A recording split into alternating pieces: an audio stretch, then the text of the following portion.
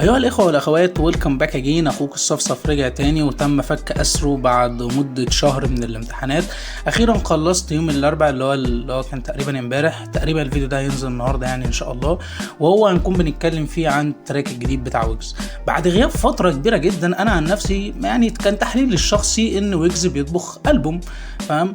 وبابلو برضو نفس الحوار، ولكن اتفاجئت بالريليز هو كده تراك سنجل، وقال فيه بشكل أو بآخر إن هو قاصد إن هو يشوق الفانز يعني.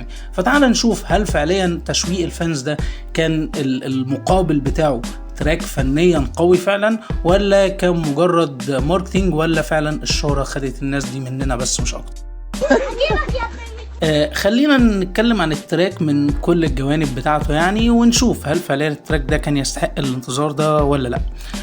اولا كده من ناحية البرودكشن، البيت كان لطيف جدا، ويعني بشكل او باخر كان مميز.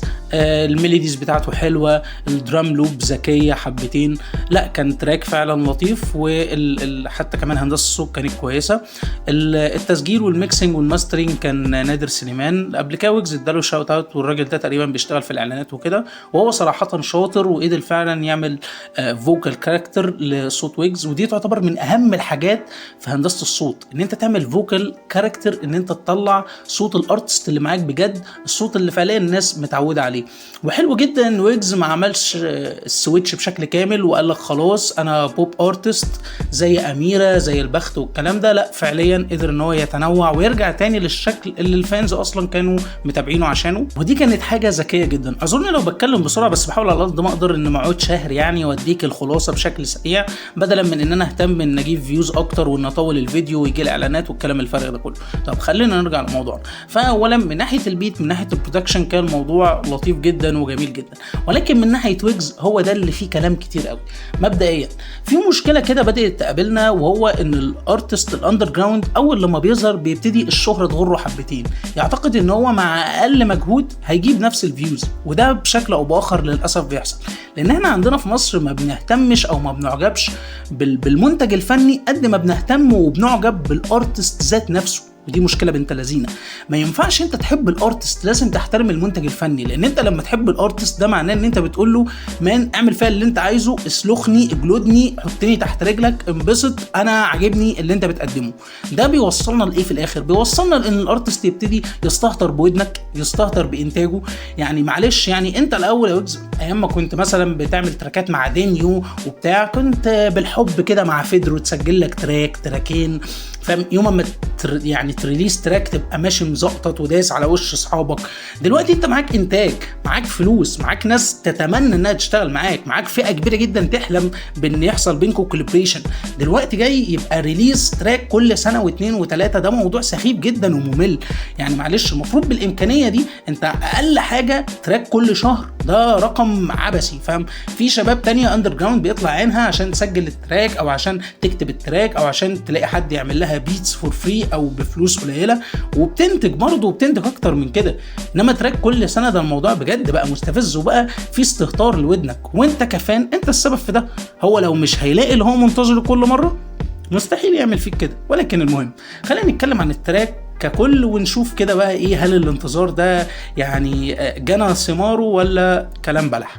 اولا من ناحيه الليركس، الكورس يعتبر يعني مش عارف احدد بجد، لان يعني سمعته بتاع مرتين ثلاثه. الكورس مش كاتشي خالص، الكورس اتعاد 3 مرات، ده شيء غريب.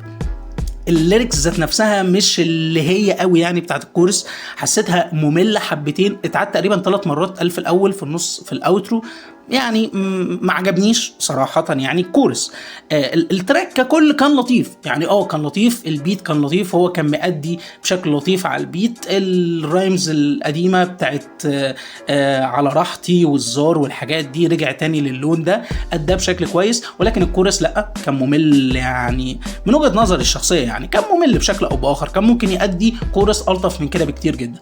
فكمستوى ويجز لا مش اللي هو بتاع قبل كده، ولكن بالمقارنه باللي هو بقى يعمله دلوقتي ده انجاز عظيم. انجاز ان هو ما بقاش باصص بس للمين ستريم، ما بقاش باصص بس لحته اللي هو خلاص انا هبقى ممثل، انا هطلع في انترفيوز، انا بقيت وظيفتي ان انا نجم، انا مش هعمل حاجه تاني. لا بدا ينتج تاني، يعني عقبال ما الميت ياخد باله مننا الحاج بابلو ويرجع كده من الموت كزومبي ويقدم لنا حاجه يعني. ولكن لا يعني كويس بشكل او باخر ان انت بدات ترجع للون ده، ولكن مفروض ترجع له بشكل احسن من كده. المفروض الرجعه كانت تكون اقوى من كده، كان المفروض نسمع بورز اكتر. مش يعني انا ما بتكلمش طبعا كاولد سكول، ما اكيد يعني مش الدرجه دي فاهم، ولكن يبقى في ليركس، يبقى في حاجه اللي هي الجو القديم ده يعني فاهم. يعني كتراك بالمقارنه باللي انت كنت فيه قبلها بشهرين، لا بس قبلها بسنه، يعني صباح الفل ايه ده. لا الليركس كانت محتاج تشتغل عليها اكتر من كده. الكورس اي بي لازم يكون كاتشي فاهم، اي بي كورس لازم يكون كاتشي، مش مهم قوي الليركس قد ما المفروض يكون كاتشي فاهم ازاي. بدات اواجه شويه مشاكل كده بشكل او باخر في الديكشنري بتاع ويجز، بدات احس ان الموضوع بدا يكون مكرر، الموضوع بدا يكون هو ما بيعليش على نفسه فاهم، بدا يكون في زون واحده كده. ولكن يعني نقدر نقول ان كويس بالنسبه لانتاج السين دلوقتي نايم بشكل مبالغ فيه. فبس كده، وطبعا شراوت لويجز، واتمنى ان هو يستمر يعمل لنا حاجات بقى يعني شويه، واتمنى ان الحاج بابلو يقوم من الموت، وان شاء الله يعني هيكون في ريليز جامد جدا، هيكون يوم 30 وهيكون في تراكات كتير جايه قريب. فلو انت جديد في الشانل ما تنساش تعمل سبسكرايب عشان تشوف التراكات الجديده، الفيديوهات الجديده، الريفيوز الجديده الى اخره. وان شاء الله هنعمل سلسله فيديوهات كتيره جايه في المستقبل هنشرح فيها شويه مفاهيم كده عن الراب والاكسبريشنز بتاعتنا والجو ده. وبس كده، بيس اوت.